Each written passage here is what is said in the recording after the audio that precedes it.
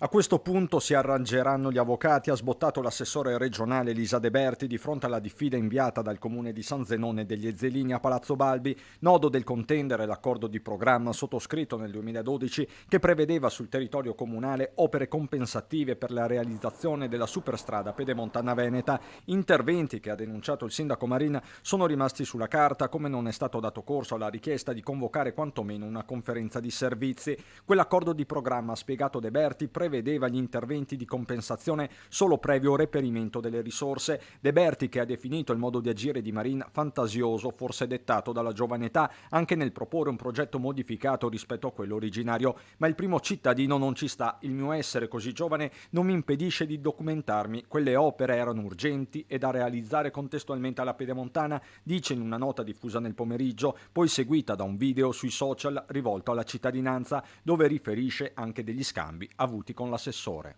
Ho avuto ancora delle riconferme da parte della vicepresidente che le risorse non ci sono e che forse me le troverà.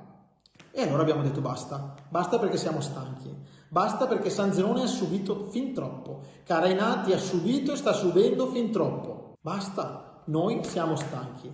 Da qui allora ci siamo confrontati con i nostri legali ed è partita la diffida rivolta alla regione affinché convochi un tavolo di nuovo per discutere e programmare le opere che ci spettano. Questo si doveva fare, questo dovevamo fare per il bene della nostra comunità,